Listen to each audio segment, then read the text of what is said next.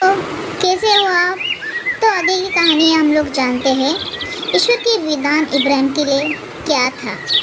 तो बिना रुके हम लोग आगे बढ़ते हैं।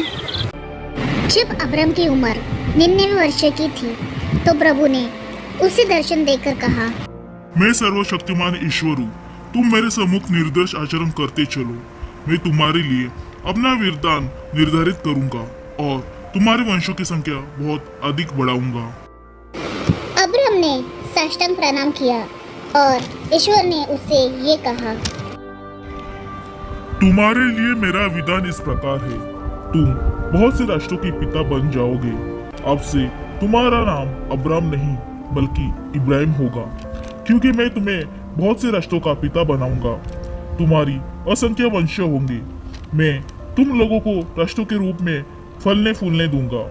तुम्हारे वंशों में राजा उत्पन्न होंगे। मैं तुम्हारे लिए और तुम्हारे बाद तुम्हारे वंशों के लिए पीढ़ी दर पीढ़ी अपना चिरस्थायी विधान निर्धारित करूंगा। मैं तुम्हारा और तुम्हारे बाद तुम्हारे वंशों का ईश्वर होऊंगा।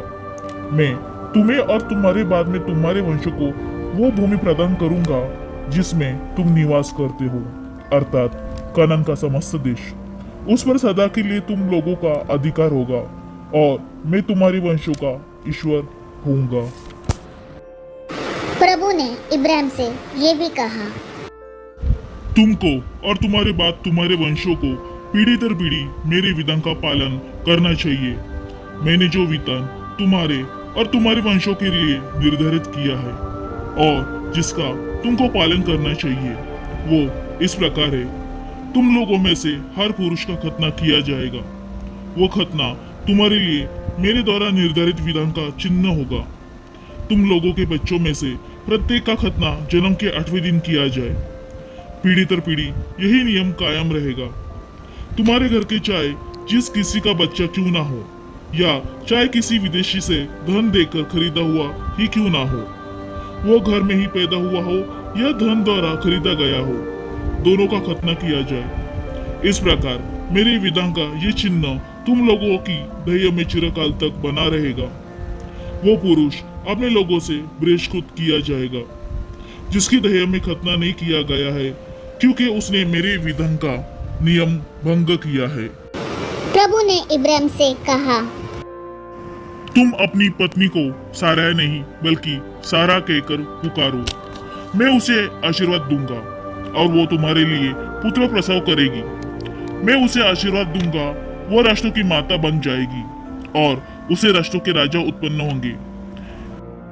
इब्राहिम मुंह के बल गिरकर हंसने लगा, क्योंकि उसने अपने मन में ये कहा,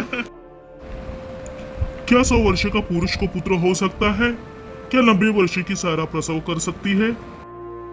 उसने ईश्वर से कहा, इस्माइल तेरा कृपा पात्र बने। ईश्वर ने उत्तर दिया, नहीं, तुम्हारी पत्नी सारा तुम्हारे लिए पुत्र प्रसव करेगी। तुम उसका नाम इसाक रखोगे। मैं उसके और उसके वंशों के लिए अपना चिरस्थायी विधान बनाए रखूंगा। मैं उसका और उसके वंशों का ईश्वर होऊंगा। मैंने इस्माइल के लिए तुम्हारी प्रार्थना सुनी। मैं उसे आशीर्वाद दूंगा।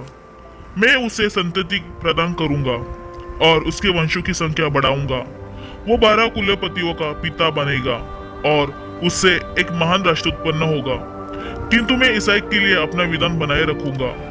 अगले वर्ष के इस समय सारा उसे प्रसव करेगी। इतना कहकर ईश्वर इब्राहिम को छोड़कर चला गया।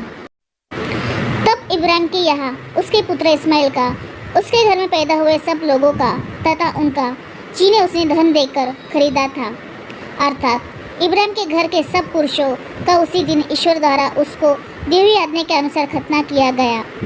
जब इब्राहिम का खतना हुआ तब वो 99 वर्ष का था और जब उसके पुत्र इस्माइल का खतना किया गया तब उसकी आयु 13 साल की थी। इब्राहिम और उसके पुत्र इस्माइल का खतना एक ही दिन हुआ। उसके साथ ही उसके घर के सब पुरुषों का भी खतना हुआ, चाहे उसके घर में पैदा हुए हो चाहे ऐसे हो जो धन देकर विदेशों से खरीदे गए हो। तो बच्चों, कैसे हो आप? तो कैसी लगी आज की कहानी? इस तरह ईश्वर का विधान इब्राहिम के लिए ठहराया गया। ऐसी नई नई कहानी सुनने के लिए मेरे YouTube चैनल को लाइक, शेयर और सब्सक्राइब कीजिए और बेल आइकन का बटन दबाइए ताकि आपको नया नया नोटिफिकेशन आते रहे। और तब तक के लिए बाय।